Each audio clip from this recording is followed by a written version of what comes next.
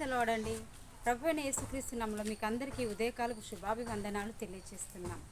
మరి pastor Ashok Paul Khyatham అనే YouTube ఛానల్ని ప్రతి అరుణోదయం దేవా నీ ముఖదర్శనం అనే ఆధ్యాత్మిక కార్యక్రమాన్ని మీరు చూస్తున్నందుకు దేవుడు మిమ్మల్ని అందరినీ దీవించును గాక. ఈ పేరును కూడా ప్రభువు మరి చాలా దినాలు ప్రార్థించగా ఇచ్చారు. మందిరము పేరును కూడా ఒక ప్రత్యేకంగా ఇచ్చాడండి. మన మందిరం పేరు అందరికీ తెలుసుగా, చర్చ్ నేమ్ సర్వలోక నాథుని కల్వరి సన్నిధి. బైబిల్లో చాలా చోట్ల సర్వలోక నాథుని సన్నిధిని అని రాయబడి ఉన్నది. మరొక మారు మరి మనం దాన్ని చూద్దాం. సర్వలోక నాథుని సన్నిధిని అని ఎన్ని మార్లు రాయబడి ఉన్నదో మనం చూద్దాం. తెలియని వారు చాలామంది అదేం పేరండి, ఏదో ఒక ప్రార్థన మందిరం అని ఉండాలి, కానీ మరి సర్వలోకనాథుని అనే పేరు ఏంటండి అన్నారు. వాక్య ఆధారాలతో ఆ పేరు రాయబడి ఉన్నది బైబిల్ గ్రంథంలో. మరి ఈరోజు కావాల్సిన ఒక అద్భుతమైన వాగ్దానము, ఎన్నడూ ఏ రోజు మనం మర్చిపోని వాగ్దానం మనం చూద్దామని ప్రభుల వారు ఇచ్చిన వాగ్దానం. హెబ్రీయులకు రాసిన పత్రిక 13వ అధ్యాయం 5వ వచనం 2వ లైన్.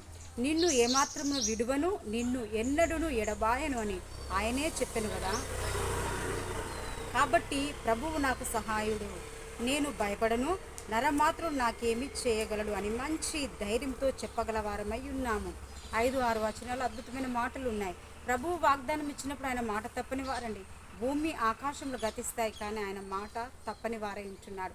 ఏ పరిస్థితులు, ఏ మనిషి ఎవరైనా నీకు మాట ఇచ్చిన వారు మారిపోతారు. నువ్వు నాకు ఆ మాట ఇచ్చావు అని గుర్తు చేసినా కూడా నాకు తెలియదని చెప్తారు. కానీ ప్రభు సెలవిస్తున్నాడు, నిన్ను ఏమాత్రమును విడువను, నిన్ను ఎన్నడూను ఎడబాయను. నువ్వు ఏ పరిస్థితిలో ఉన్నా, రోగశయ్యం మీద ఉన్నా, కష్ట పరిస్థితిలో ఉన్నా, అప్పుల సమస్యలో ఉన్నా, లేకపోతే చెప్పరాని సమస్యలో ఉన్నా, మరలా పడిపోయిన స్థితిలో ఉన్నా, తిరిగి లేవనెత్తే దేవుడై ఉంటున్నాడు, స్వస్థపరిచే దేవుడై ఉంటున్నాడు. మనల్ని ఏ కండిషన్స్ను, ఏ స్థితిలో, ఈ లోక సంబంధమైన ఏ చిక్కుల్లో మనం ఉన్నా, నిన్ను ఏమాత్రం విడువను, నిన్ను ఎన్నడూ ఎడబాయనన్న మాట తలుచుకొని మనమంట మంచి ధైర్యంతో ఆయన వైపు చూడగల ధైర్యంతో మనం ఉండాలని దేవుని వాక్యం సెలవిస్తుంది.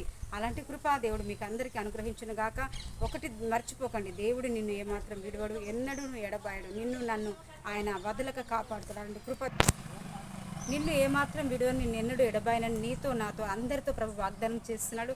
విడువని ఎడబాయని ప్రభుని మనం కలిగి ఉన్నాం. మాట తప్పని వాగ్దానం ఇచ్చే గొప్ప దేవుని మనం కలిగి ఉన్నట్టు మీరు భయపడొద్దు. మనం అందరూ కూడా ప్రార్థించుకుందాం. ప్రేమగల యేసయ్య, కృపగల తండ్రి, ఉదయకాల సమయంలో ఎంతమంది బిడ్డలైతే ప్రతి అరుణోదయం దేవా నీ ముఖదర్శనం అనే కార్యక్రమాన్ని చూస్తున్నారు తండ్రి. ఆశీర్వదించేది మీరు నాయన, దీవించేది మీరు తండ్రి.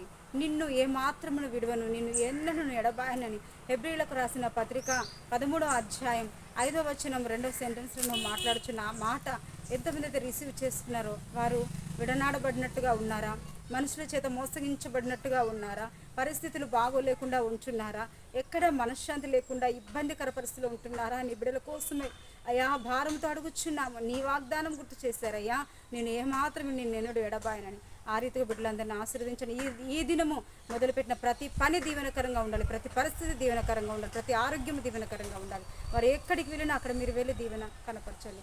ప్రతి విషయంలో బిడ్డకు తోడని కృప తోడించి కుటుంబాలను ఆశీర్వదించమని యేసు నామములో ప్రార్థిస్తున్నాము తండ్రి.